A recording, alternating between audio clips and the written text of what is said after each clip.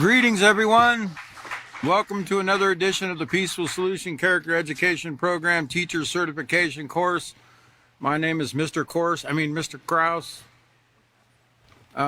Glad you all made it. If you're here at the Peaceful Solution headquarters or wherever you're at, joining us on the web, wherever you are in the world, go ahead and have a seat. Thank you for the warm welcome. It was already warm enough before you got here. In fact, was it another 100 plus degree day again today? That's like how many this summer? Wow. It's a great thing we're taking the Peaceful Solution Character Education Program, I'll tell you, as hot-headed as you can get in this kind of weather. So we're going to be picking up in Chapter 7 for everyone that's joining us online. We're in the Respect unit. If you don't have a book, feel free to go to the top of the Peaceful Solution Facebook official Peaceful Solution page. At the top there's a drop-down menu, downloads for all the books. And feel free to go ahead and download the Respect unit. Oh boy, here we go again. I'm teaching class. You need to go ahead and join in, peacefulsolution.org, or go ahead and go on the Facebook page, and I'll look for you there. Thank you. Same guy. I think he's just, I've got to send him the schedule. Okay, so go ahead and we're going to be in Chapter 7, which starts, Chris left off, I believe, on page 173. And that's where we're going to pick up tonight. We're going to do a little review like we normally do. Kind of go over a little bit of the material on respecting the environment. Chapter 7, respecting the environment. And we're going to review in a little bit about what we went over previously, because there's lessons that were given in Chapter 7 of the respect unit. I believe it was Chapter 7. Yeah, Chapter 7 of the self-control unit regarding the environment, self-control in the environment, and it really ties into this one quite nicely. So we'll get to review some of the things that we learned there as well, and even learn some new things to add to. We never, the Peaceful Solution is a never-ending well of knowledge. Okay, there isn't any. It never dries up. It never runs out. Okay, you can add to your learning constantly. With the things regarding the environment, which is what we're going to do. And I am kind of stalling just a little bit because I forgot my glasses again, and I can't read very well without them, but I'm going to do my best to go ahead and get started here. I think the letters are big enough for me to see. I do want to look at where it's the note to the teacher. The note to the teacher, I want to go over a couple things again that Chris went over. That's on LP7A in your unit, the teacher's manual. In the note to the teacher, and it tells us toward the bottom of the page the topics that we're going to be covering in this lesson. We're going to be learning appreciation of our planet and its resources for its ability to sustain life, or to manage, maintain life. Okay, and that word sustain, you hear a lot, and we'll be talking a little bit about it, about sustainable development, the United Nations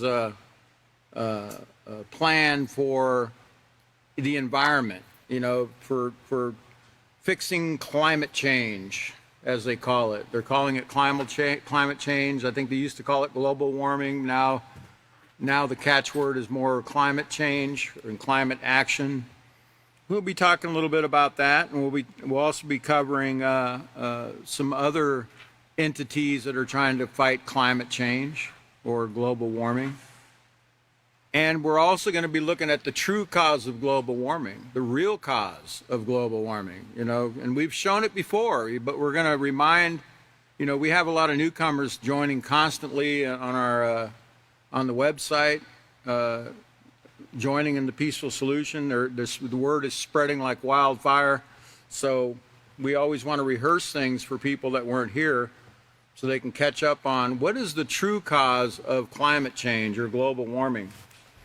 Also, it says understanding, the other thing we're going to be learning in this lesson is understanding how the Earth's resources benefit the human race. Now, I don't think I need to tell you, you know, one of the Earth's resources is water. Now, could you live without water? No, you could live without electricity. You know, they did for thousands of years, but they couldn't live without water. You know, I mean, if you had a choice between electricity and water, which one would you want? Yeah, well, the smart guy is going to want water, man, because, like I said, electricity. And don't say hydroelectricity, because without water, you can't have hydroelectricity. So I guess if you could have water, you could have hydroelectricity too. So if you can figure out how to do it. And then pollution. It says pollution and overuse of the Earth's resources show a lack of respect. Okay, overuse of the lack. So, and we are going to be covering that word pollution again, because, man, that word pollution, I know when most of us think of the word pollution, what do we think of?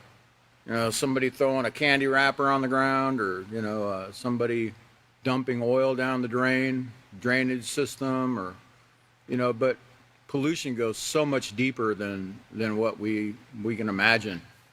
So we're going to go over that word again tonight. We can remind ourselves what that word actually entails.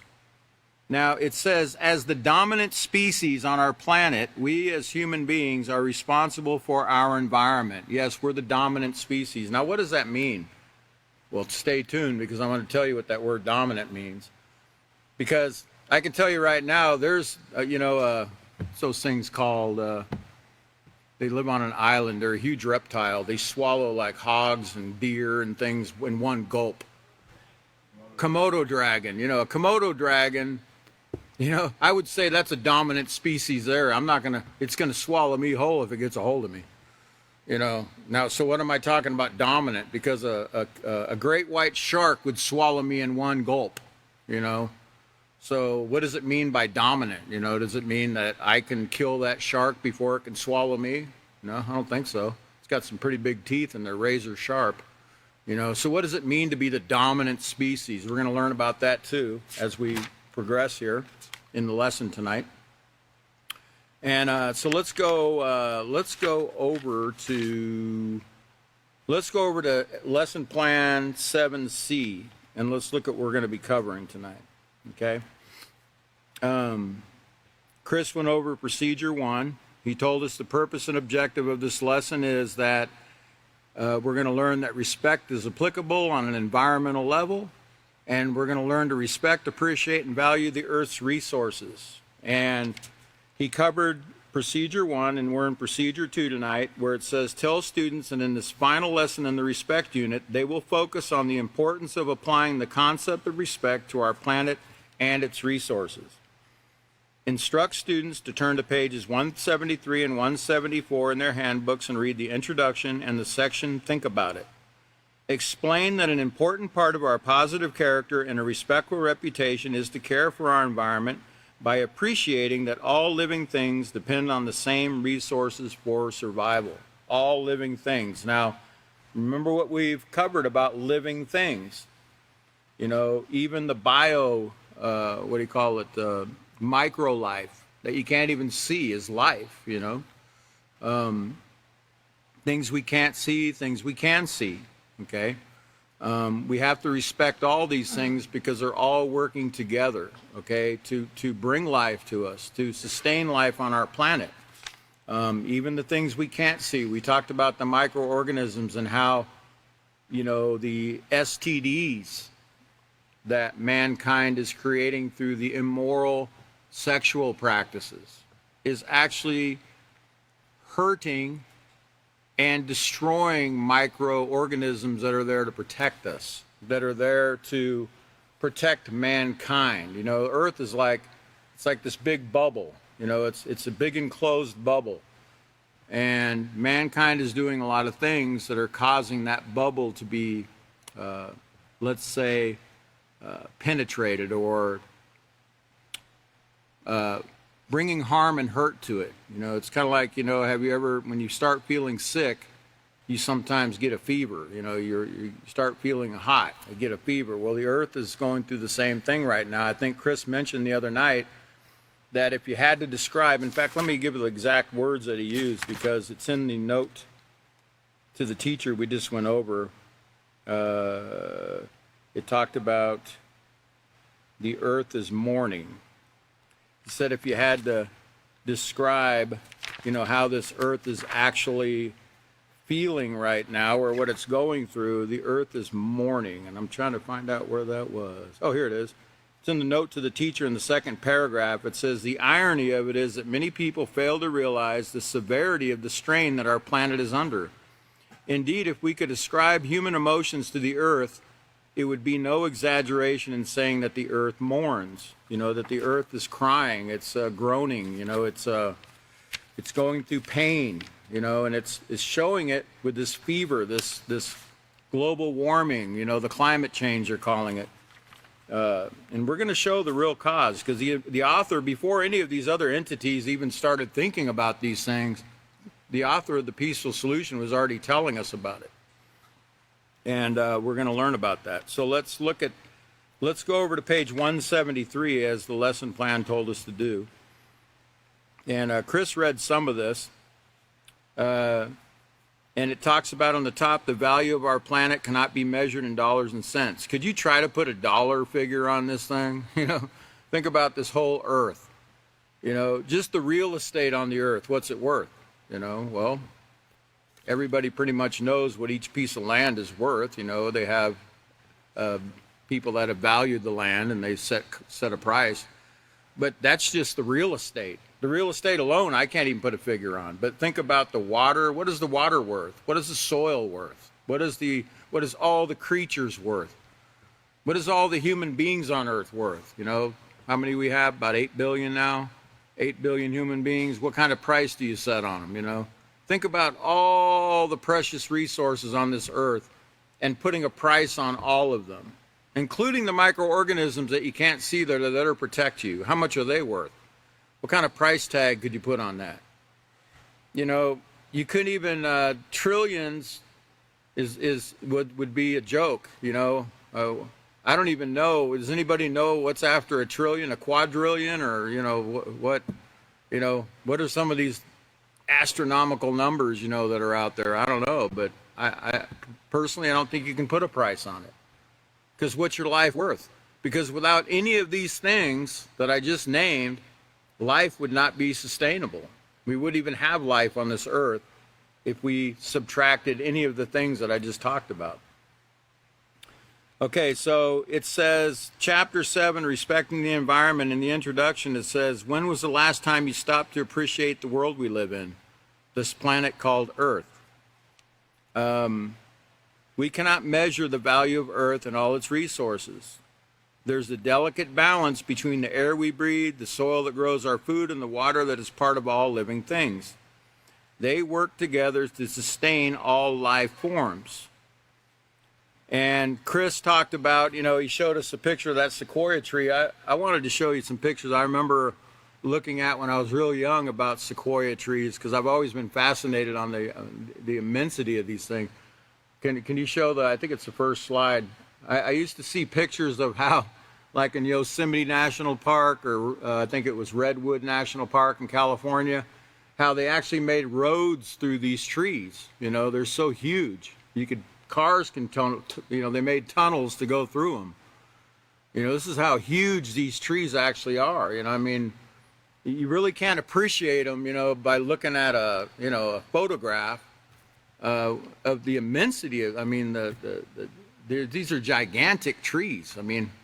I used to have to cut firewood in Alaska, we would cut in the summertime, let it dry out, and be ready to try to have it dried out for winter. And I can't tell you how long it would take me to cut one of those with an axe. I'd probably be cutting it the rest of my life, with an axe. A tree that size, come on. Look at the next picture. I think I got another picture too of the sequoia, just to give you kind of an idea how big these things are. Here's a human being at the base of one of them.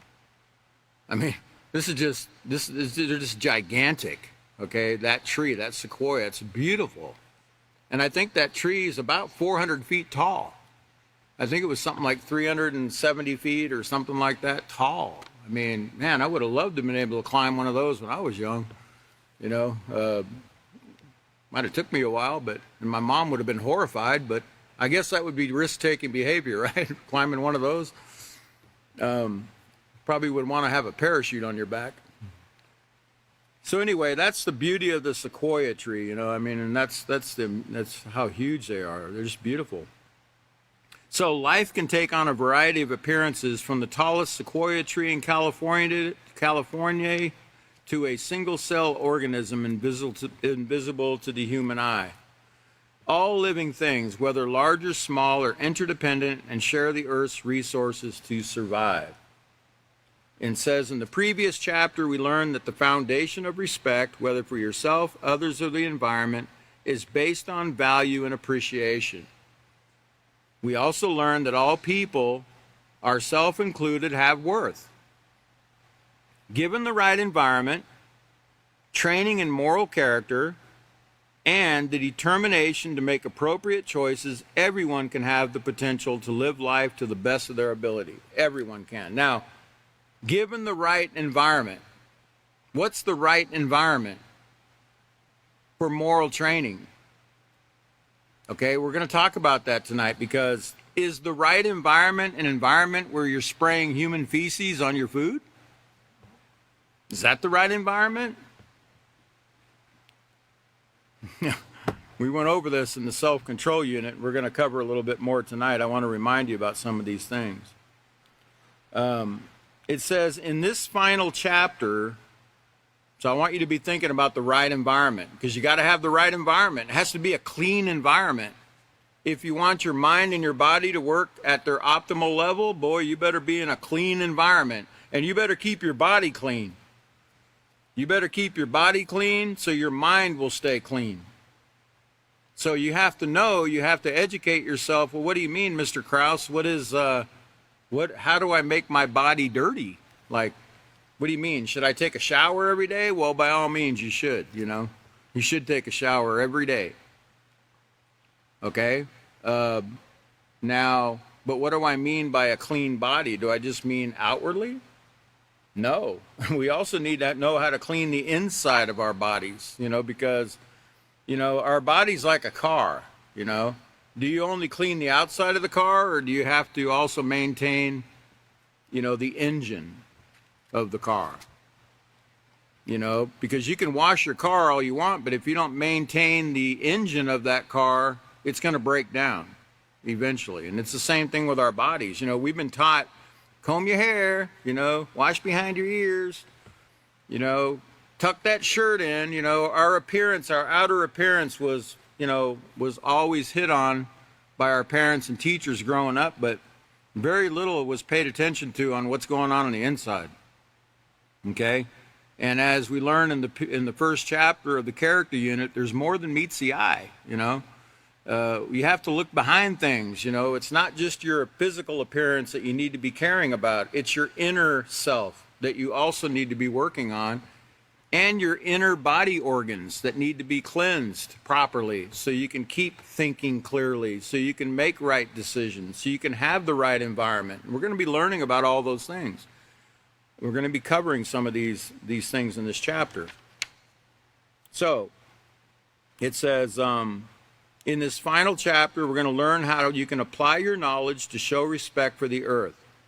You will understand that another important aspect of positive character and a respectful reputation is to have respect for all life. We're also going to learn that respecting the environment means not polluting or abusing our precious resources.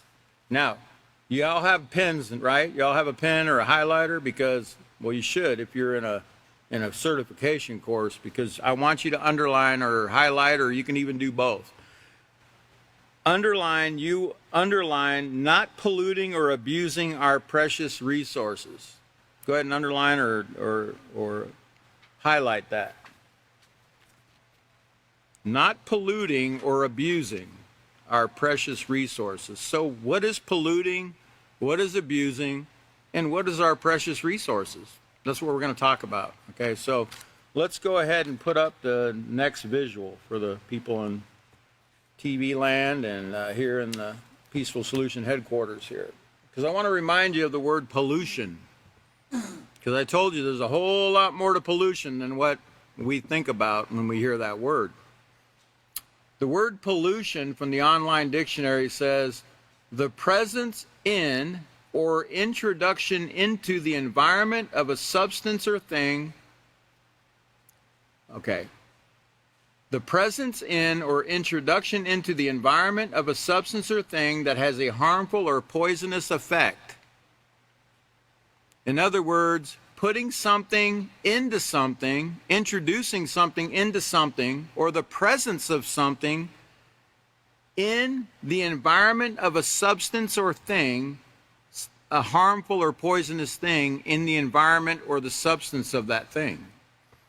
In other words, it could be an animal, something that's harmful or poisonous in an animal. Well, how do you introduce something harmful or poisonous into an animal? Or how do you introduce something that's harmless or harmful or poisonous into a stalk of corn? Or how do you introduce something into the environment of a tomato that's harmful or poisonous? How do you do that? How do you put it in there, because it's not made that way. When you grow the tomato is a tomato, but is there something that we can do, that we can introduce, that we can pollute that food, that we can pollute that animal, that we can pollute that person? Because remember, it says polluting our precious resources. Well, what's the most precious resource you have if you're a parent? Isn't it your children? Well, most parents would say that. Oh, my child's my most precious resource. Okay, so little Johnny. So how do you keep from polluting little Johnny? How do you keep from polluting an animal? Or how do you keep from polluting the soil? Or how do you keep from polluting the water? How do you keep from polluting the atmosphere, etc.? These are our precious resources that it's talking about here. Let's go ahead and put up that visual one more time. Some of the synonyms of the word pollution: contamination, adulteration, adulterating, tainting, impurity, fouling, foulness, dirtiness, dirtying, soiling, filthiness, infection. Okay? And I'm hoping that you're writing some of these down, because this word pollution, it's really a deep word. Okay? And we can pollute everything on this earth by introducing some substance or thing into it that has a harmful or poisonous effect. Did you know that you can pollute your mind by the television programs you watch? Because remember, whatever we're putting in has an effect, whether it's positive or negative. So we can pollute our mind with pornography, or violent video games, or violent movies and entertainment, or filthy music, polluted music with foul language and sexual content. These are all things that cause pollution. But we can also pollute, and that's your environment. When you think of the environment, I know we tend to think of the trees, the lakes, etc. But your environment is your immediate surrounding. Your environment is your living room. Your environment is your bathroom. Your environment is your bedroom. Your environment is, your classroom. Your environment is your surroundings.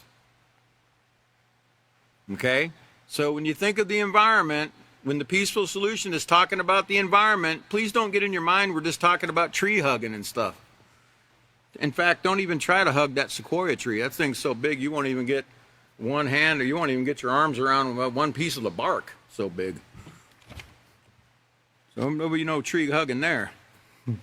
So not polluting or abusing our precious resources. Let me go to the next visual, because that word pollution also meant, one of the synonyms was adulterate. So let's look at the word adulterate real closely here. To adulterate means to make something impure or inferior. Inferior means to bring it down or lessen the value of it, or the integrity of it.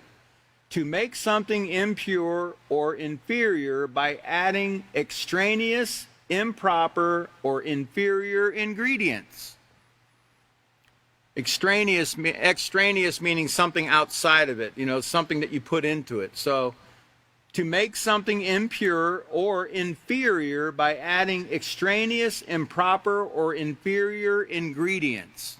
So, adding some kind of an ingredient into something that brings the worth or the value of that animal, that plant, that human being, or whatever it is you're putting this poison or harmful thing into. The second meaning of the word adulterate means to corrupt, to debase, or make impure the quality or integrity of something. Remember that word integrity means to be whole, to be whole, to be healthy.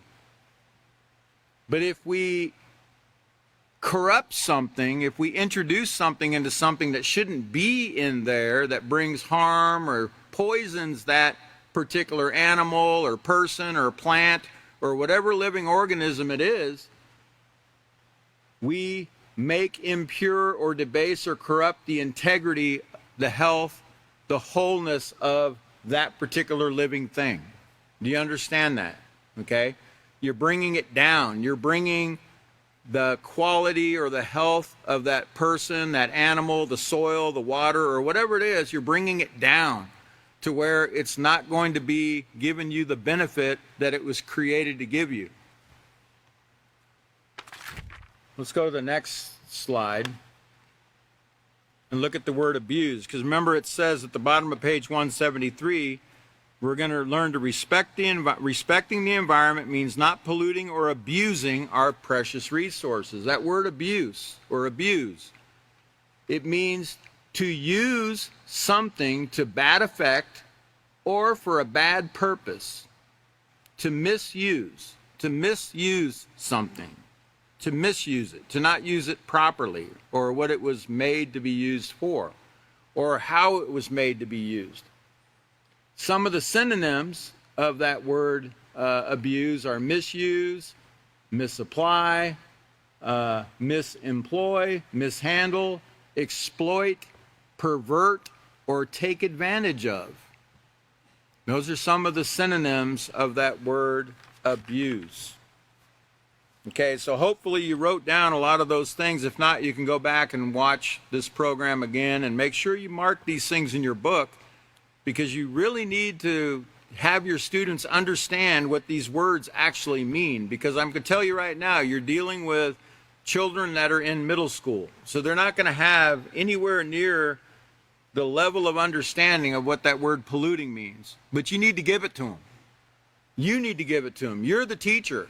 Okay, you're supposed to be imparting knowledge to your student, not superficial knowledge that the world gives them, that they already get from the public school, because the public school does not train in moral character. You do.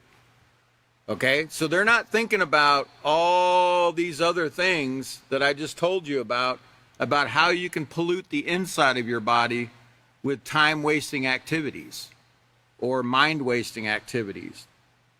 Premarital sex, watching filthy movies, or whatever it is you're doing that can bring your body down, that can bring your mind down, that can bring your health down with the STDs and everything else, which also affect the environment, the water, the soil, as we went over in the self-control unit. We're going to go over it again. I'm going to remind you tonight of a few of those things. Let's put up the next visual.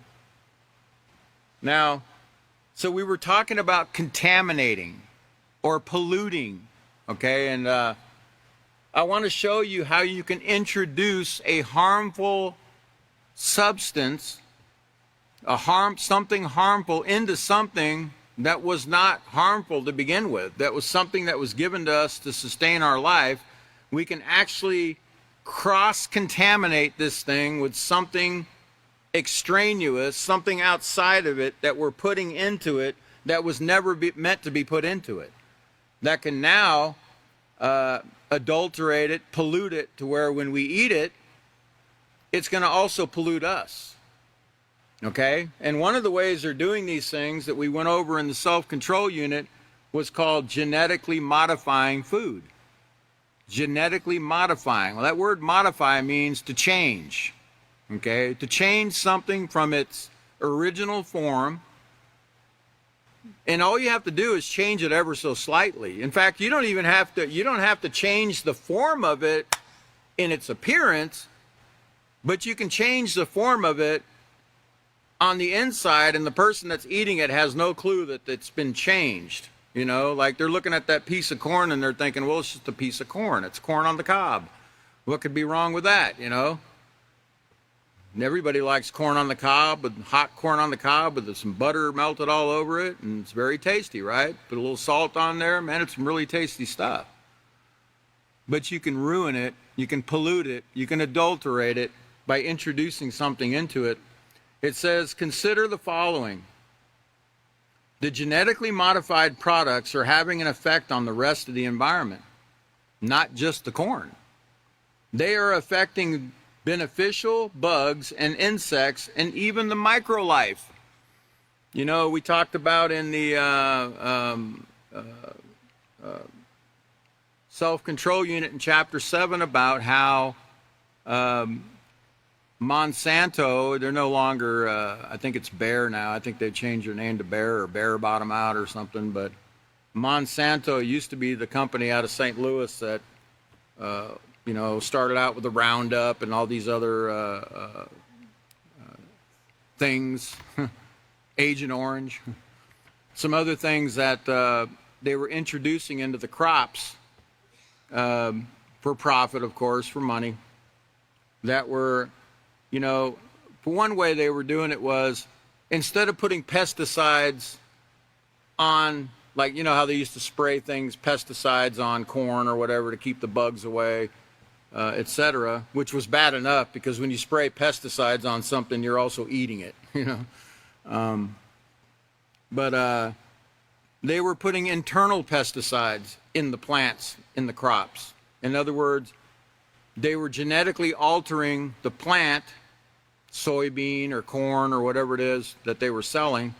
They were altering it to where when it grew, the pesticide grew inside of the plant. So you didn't see the pesticide on the outside, it was on the inside now.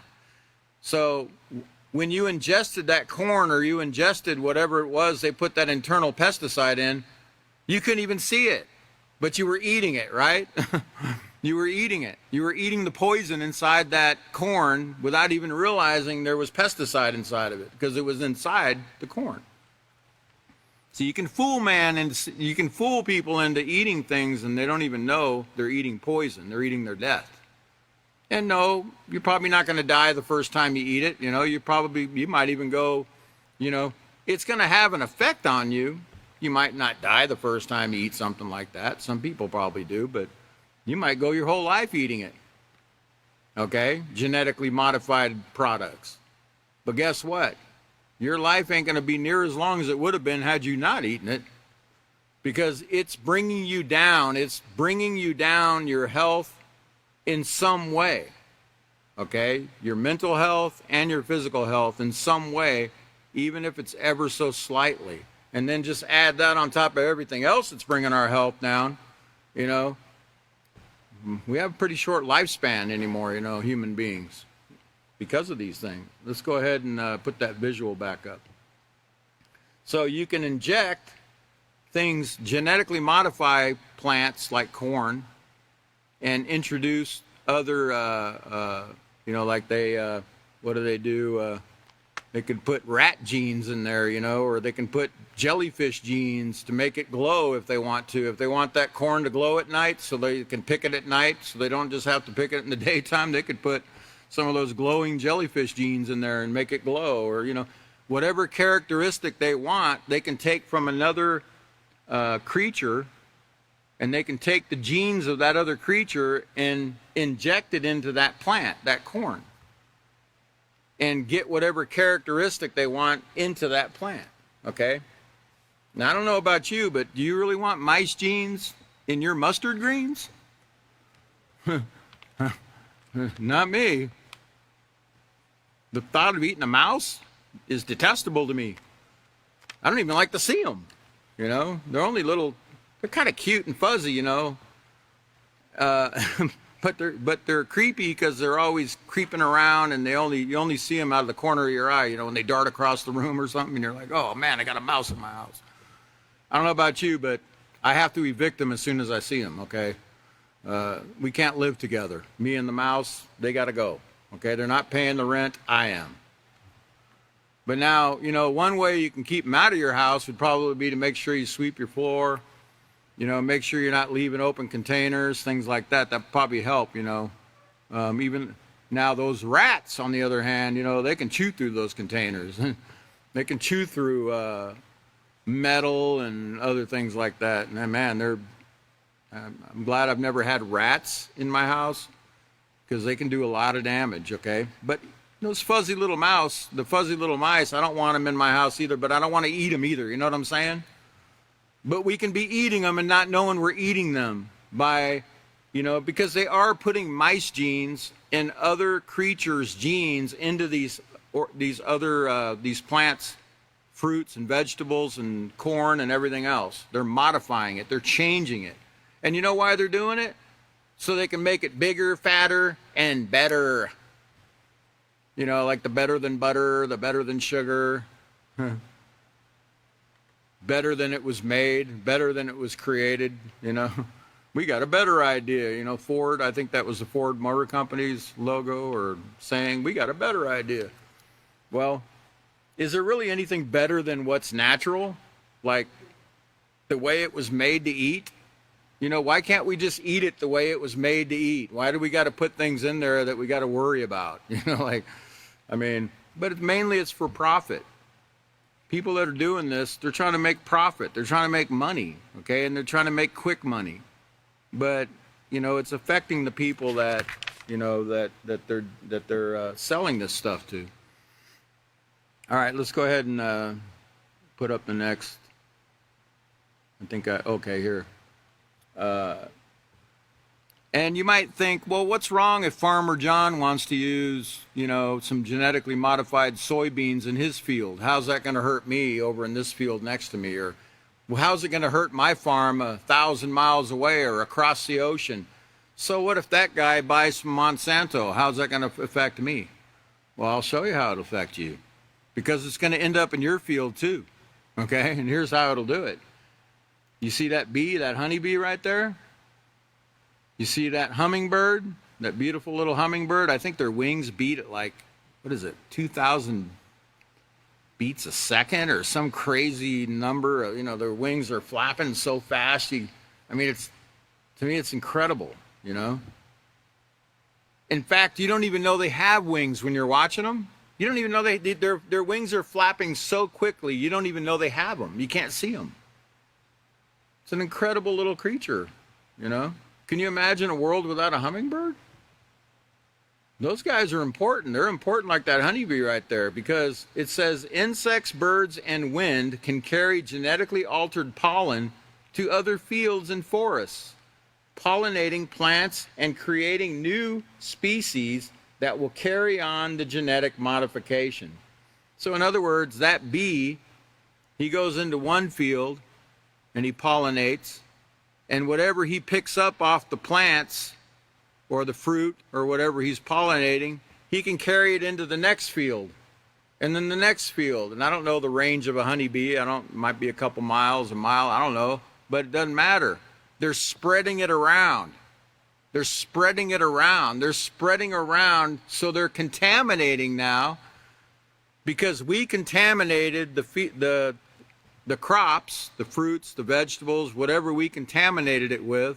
That bee's going to now carry that contamination, or that hummingbird's going to carry that contamination through pollination to another field, to another area. So it gets around. It's not going to stay in your field. So you can think, well, it's my choice. I'm not hurting anybody else, but yes, you are. And by the way, Monsanto had, I think I told you that nobody was able to, what do you call that when you get a trademark? No, patent. you weren't able to patent life, any form of life, but Monsanto actually won the right to patent seeds to where nobody else could use that seed. And if they found their seed in your field, or any plant that sprung from a Monsanto genetically modified seed, if they found it in your field, they could seize your field. They could sue you and seize your field. And they did to hundreds of farmers. And those farmers did nothing wrong. What it was the birds picked up the seed from one field and they dropped it into somebody else's field, some innocent guy that didn't know anything. And Monsanto had all these inspectors going around checking people's fields because they knew that what I'm telling you right now, how these things spread. And they would accuse the farmer of, infringing their patent rights. And they would end up suing the farmer, and the farmer didn't have any money to defend himself. He had very little money, but Monsanto had billions of dollars to come against these people, and they would win the suits. And guy would lose his farm, okay? Some innocent farmer, farmers, I got a lot of respect for farmers. Farmers are wonderful people because, man, that's got to be a lot of hard work being a farmer, and very little reward monetarily for being a farmer anymore. But I think farmers get great reward out of just knowing that they're providing for people. I think they really love doing what they do, or they wouldn't be in it. Most of them aren't in it for money because they're not really making any money anymore. Okay? And there's a lot of pitfalls to being a farmer anymore because of what I just told you about. There's so many different traps they can get caught up in. And it's too bad. It's really too bad. Let's look at the next slide. I think I have another. Yeah, because we talked also, and we're talking about polluting, and I want to get our mind back on what we're talking about on page 173 at the bottom. We're learning about respecting the environment means not polluting or abusing our precious resources. Now, in chapter 7 of the respect or the self-control unit, we also talked about how we're polluting animals. We're contaminating our animals. And one of our greatest precious resources that I know of in the animal kingdom is called a cow. Now, why do I say a cow is so precious? Well, you think about all the wonderful things that come from a cow. Let's just list some of them.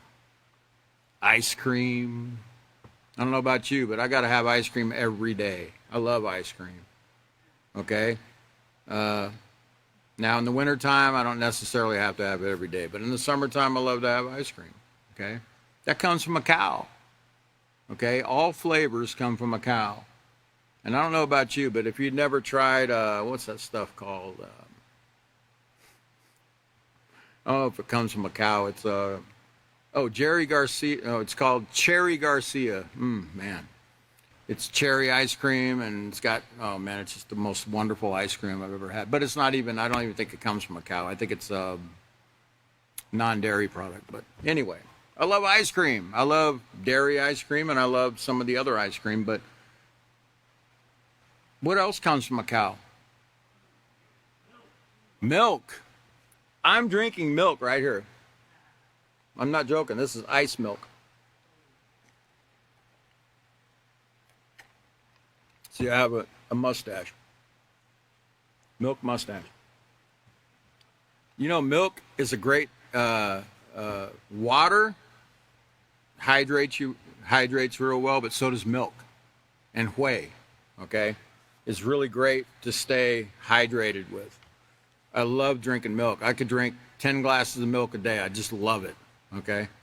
Milk comes from a cow, okay? Yes. Some people might not know that. You might have to tell them, milk comes from stuff in a carton that you buy at the store. It comes from a cow, Cheese. How many of you love cheese? Man, I love cheese. I could eat cheese on just about everything. I'm not joking. I love cheese. And I'm not even from Wisconsin. But I love cheese, okay? And I love all kinds of different cheeses. They come from cows. What else comes from a cow? What? Burgers? Hamburgers come from cows. Who doesn't love a nice, that's one of my best loved meals, a hamburger and fries. I love a hamburger and fries. To this day, it's like one of my best liked meals. Steak? Anybody here like steak? Anybody here like, I know most of you guys never heard of this. I go to the local store here and they always have some because nobody even knows what it is, and I'm glad no one's found out yet. It's not called flank steak, it's called skirt steak. Skirt steak. People in the lower parts of Texas and the Mexico side will know what skirt steak is because they use it a lot in their cooking. But man, I love skirt steak. It comes from a cow. Think about all the things that come from that precious resource called a cow. Now, cows eat grass, right? Well, not always. Thanks to mankind, who's supposed to be the dominant, the governing entity over the cow. They're supposed to be governing, making sure that it's protected, that it's used properly, that it's not abused, that it's not polluted, that it's not contaminated, that it's not defiled in any way, that it's not adulterated. That's what that's why we're the dominant species. I'm going to show you what that word dominant means, but one of the meanings means governing. We're supposed to be governing the food supply, making sure that these things that I'm talking about do not take place to ruin our food, which in turn ruins our health, mental and physical. And not only that, it's ruining the microlife. Remember, I think it might be on the next slide, but I don't know if I had anything about the bees, but the honeybees, they were eating these, or they were pollinating these plants and they were dying off. There's a huge bee die-off because of the genetically modified plants are poisoning the honeybee. And without the honeybee, all life will cease to exist. They're pollinating everything. So the bee is your friend. That honeybee is your friend. You're supposed to be governing these things to protect that bee. Let's go to the next visual. Oh. Is that a donut? Oh, wait, it's got flies around it and it's got some stink coming off it, so I don't think so. Now, what in the world did I put a pile of poop there for? Ice cream? No. It kind of looks like chocolate ice cream, but man, don't get that mixed with chocolate. Let's read about this and find out what this really is. All right. Go to the slide before that to make sure we're on the right slide. Yeah, okay. Oh, well, I hadn't finished about the mad cow disease. Remember, I was trying to explain that before we go to the poop. This mad cow disease, the cows don't always eat grass because man's feeding them corn now. Corn. Cows weren't made to eat corn. They're herbivores. They're not carnivores. They don't eat meat either. But man's feeding them corn to make them big and fat and get them on the market quicker, etc., which is we showed it was causing the E. coli bacteria to develop in their stomach. And the scientists are all saying, when the cow poops and there's runoff into other fields, that E. coli bacteria can get into the leafy greens, like spinach. I'm sure you've heard of recalls on spinach and lettuce and other leafy greens because of E. coli bacteria. Well, that E. coli bacteria is coming from that cow that's being fed corn. That's not supposed to eat corn, but because it eats corn, okay, it can develop the E. coli, the deadly E. coli bacteria in its gut. Take the cow off the corn, eliminate the E. coli. But that's not what they do. Instead of eliminating the corn from the diet and feeding them grass like they're supposed to eat or hay, what do? Oh, they take the meat, they take the cow and they grind up a cow, every bit of the cow, right? even the parts you're not supposed to eat in the cow. And they put it in chlorinators, some kind of chlorination machine. I showed you how they clean. They make that stuff called pink slime filler that they put in the hamburger meat to make sure, or to at least lessen the opportunity for the E. coli bacteria to be in your meat. They put in that pink slime, they call it, in the hamburger, like McDonald's burgers and Burger King. Yeah, it's 100% beef, but they don't also tell you it's about 50% filler, and the filler is supposed to protect you from the E. coli bacteria. Well, you know what would really be a great protector? Why don't we just follow the rules? How about that? What do you think? Just follow the rules, the governing rules. What's the governing rule of a cow? What's it supposed to eat? Grass, right? Why don't we just feed it grass, right? Why don't we just govern these things properly and we don't have to worry about it? Okay, go to the next slide, because I want to get into the next thing that we're just kind of reviewing what we went over in the self-control unit. What about growing food with human waste? This article says, can you grow food with human waste? Notice what it doesn't say. Should you grow food with human waste? Should you grow food with human waste? No, that's not what it says. It says, can you grow food with human waste? Well, of course you can.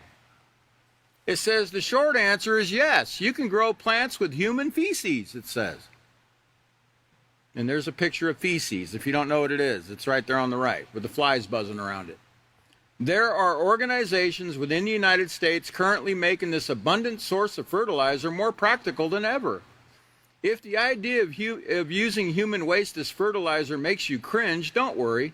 Farmers and agriculture manufacturers don't use untreated human waste. In other words, they treat it first. They treat it first. They treat the poop first before they spray it all over your fields and food. And from that same article, the question is human poop toxic or, poisonous? The primary issue with using human poop as fertilizer is, well, poop is gross. And most people do not want to think about their fruits and veggies growing in human waste. Does anybody want to, is that very appetizing, to think that your apple you're eating was grown with human waste, Is that very appetizing? So here's what they tell you to do. Use treated biosolids, treated human feces, cooked, I guess. They cook it to a certain degree, right, into cakes, and then they put it out there for you to spray on your fields. Treated biosolids, that's what they call human waste that they're using to grow food. It says, however, treated biosolids look like any other fertilizer you would see at the store. Once grocers master the mental hurdle of using feces as fertilizer, applying it for everyday farming and gardening will become much less arduous. In other words, just get over that mental hurdle of knowing you're using poop. Just get over that, just somehow get over it, and you'll forget all about it, and you'll go ahead and eat your poop-filled fruits and veggies, right? Notice, the article doesn't say, should you grow your food? It says, can you? Well, sure you can. Let's go to the next slide. Go to the next visual. Now, there's a lot of people that are trying, they're making efforts to do something about the environment. The global warming, what they call climate change. I remember back in 2015, the leader of the Catholic Church, Pope Francis, wrote an encyclical letter called Laudato Si, on care for our common home, where he talked about the environment and the importance of taking care of this place called Earth, because we all have only one planet, and if we destroy our planet, we're actually committing suicide, because we only have one home. So Pope Francis, the leader of about 2 billion Catholics in the world, he wrote this encyclical letter. Now, I read the letter, and many other people have read the letter, and it came out in 2015. I think it was in June of 2018 or 2015. And, he talked about man plundering the earth and, overusing resources, and that, basically mankind was the problem, man's overuse of things and etc. But the problem with what he brought forth in it was there was nothing about what we're talking about right here. There was nothing in that encyclical that talked about what is really causing global warming. It was postulated, or it was put forth, that fossil fuels are, bringing forth, burning oil into the atmosphere, smoke in the atmosphere is causing global warming, etc. But first of all, just the idea of fossil fuel is not even true. Fossil fuel? They call it fossil fuel because they say, all the oil came from dinosaurs. The dinosaurs, they all pooled into one place, I guess, when they died, and there's big old huge dinosaur oil deposits all over the place because they all died in one place, and, they're all to get the oil out of there. And, well, that's not even true.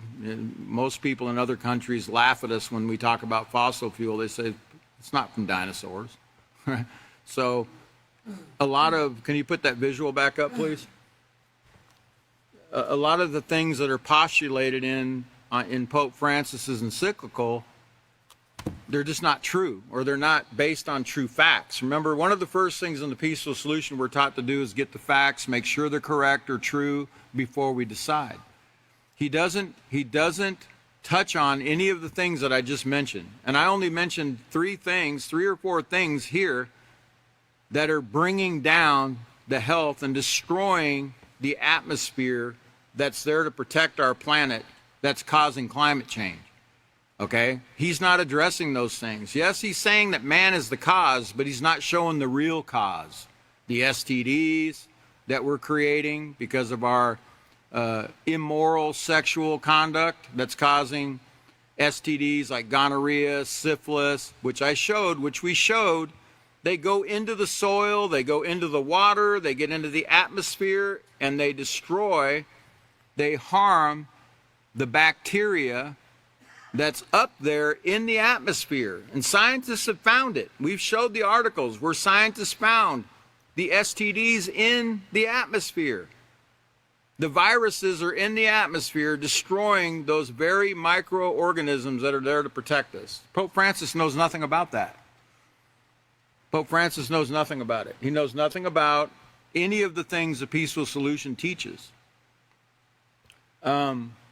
Another entity that's really trying to do something about the climate change is the United Nations. Okay, they have since 1992 they've had 28. This year will be COP 28, or Conference of Parties 28. This will be the 28th meeting on climate change. Since 1992, they've been trying to figure out a way through what they call sustainable development to bring an end, or at least curb somewhat, this climate change activity that they know the earth is going through.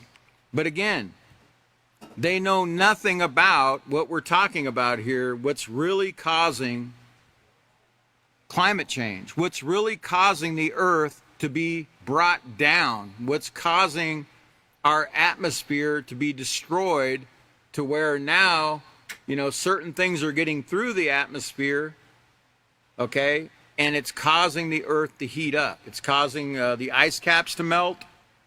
It's causing things to escape from the ice caps that are, we're going to be talking about that too, because, there's things that are lying dormant in the ice and in the tundra up there in the north.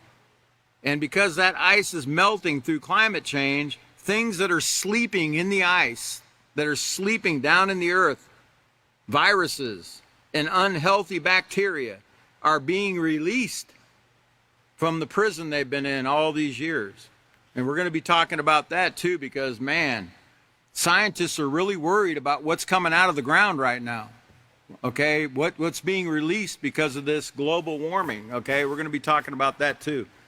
And I think I have one more slide. I think we have another minute. this is the next page. I wanted to just cover that word dominant. It says, think about it. Even though humans are the dominant and most intelligent species on this planet, we must rely on the Earth's resources for our existence.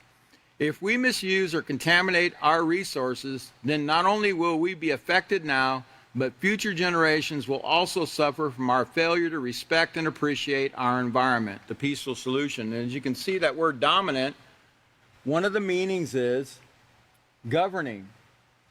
Governing.